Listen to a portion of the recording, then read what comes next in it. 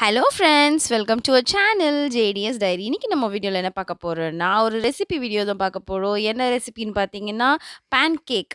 Pan cake எப்படி செய்யுதுன்னு பார்க்கலாம். அதுக்கு தேவை மைதா மாவு, இல்ல நீங்க கோதுமை மாவு எடுத்துக்கிட்டா கூட பரவால்ல. மைதா மாவு, அதுக்கப்புறம் சர்க்கரை, அதுக்கப்புறம் ஒரு முட்டை, 1 ஸ்பூன் அளவுக்கு கொக்கோ பவுடர், அதுக்கப்புறம் ஒரு பிஞ்ச் அதாவது கொஞ்சமா வந்து அ பேக்கிங் சோடா. கொஞ்சமா பேக்கிங் சோடா. ஃபர்ஸ்ட்டு பேக்கிங் சோடாவ நம்ம இந்த மைதா மாவு கூட சேர்த்துடலாம். அதுக்கப்புறம் 1 ஸ்பூன் அளவுக்கு கொக்கோ பவுடர். இது ஈஸியா ஒரு 5 மினிட்ஸ்ல நம்ம டக்குனு ரெடி பண்ணிடலாம். அ டக்குனு எல்லாத்தையுமே இப்ப நம்ம மிக்ஸ் பண்ணிட்டு, தோசை மாரி குட்டி குட்டியா ஊத்த போறோம் அவ்வளோதான். இது வந்து நம்மளுக்கு முட்டை வேணாம் அப்படின்னா, முட்டை இல்லாமயும் செய்யலாம். நல்லா தான் இருக்கும். ஈஸி ரெசிபி தான். 5 மினிட்ஸ்ல மேக் பண்ணிடலாம். இப்ப நான் கேஸ்ல வந்து ஸ்டவ்ல வந்து தவா ஹீட் பண்றேன். 1 ஸ்பூன் அளவுக்கு கொக்கோ பவுடர். ஓகேங்களா? 1 ஸ்பூன் அளவு கொக்கோ பவுடர். அதுக்கப்புறம் முட்டைய உடைச்சு ஊத்திடலாம். சர்க்கரை போட்டுடலாம். சர்க்கரைலாம் போட்டு இதெல்லாம் நல்லா மிக்ஸ் பண்ணிட்டு, அதுக்கப்புறம் முட்டைய உடைச்சு ஊத்தலாம். நல்லா மிக்ஸ் பண்ணிக்கோங்க. ஈஸியா இந்த ஈவினிங் டைம்ல வந்தாங்கன்னா கேட்பாங்க பசங்க. அதனால இந்த இந்த ஈஸி ஸ்நாக்கு. ரொம்ப செய்யறதுக்கும் நம்மளுக்கு வந்து ஒரு 5 மினிட்ஸ் தான் எடுக்கும். அதனால இது ஈஸி ரொம்பவே. இப்போ முட்டை உடைச்சு ஊத்திடலாம். முட்டைய உடைச்சு ஊத்திட்டேன். இதுக்கப்புறம் நான் வந்து பால மறந்துட்டேன். பால் எடுக்க மறந்துட்டேன். அதுக்கப்புறம் நான் போயிட்டு பால் எடுத்துட்டு வந்தேன்.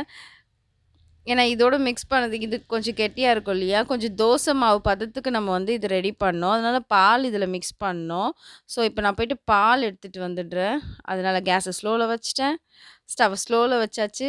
ஸ்லோல வச்சுட்டு, நான் போயிட்டு இப்போ பால் எடுத்துட்டு வந்துடுறேன் ஃப்ரிட்ஜ்ல.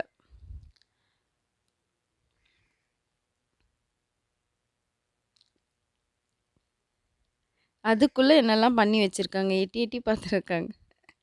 அங்க சோஃபா மேலயே தான் உட்காந்துட்டு இருப்பாங்க. இப்ப நம்ம தேவையான அளவு தோசை மாவு பதத்துக்கு நம்ம இந்த பால வந்து நம்ம இதில மிக்ஸ் பண்ணிக்க போறோம்.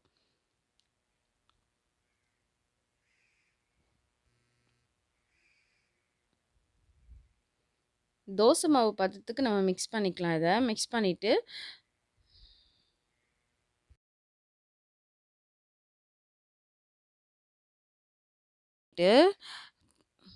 தவால கொஞ்சம் எண்ணெய் ஊத்திக்கலாம்.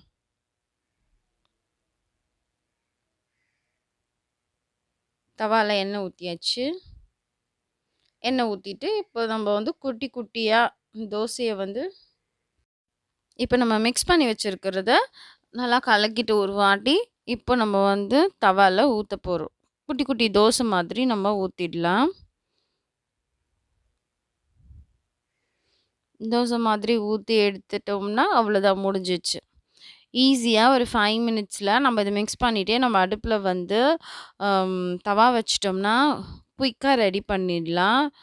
இதில கொக்கோ பவுடர் இருக்கிறதுனால ஈஸியா சாப்பிட்டுருவாங்க. அதே மாதிரி முட்டை சாப்பிடாதவங்களும் இத சாப்பிடுவாங்க. இந்த மாதிரி நம்ம செஞ்சு குடுத்தோம்னா.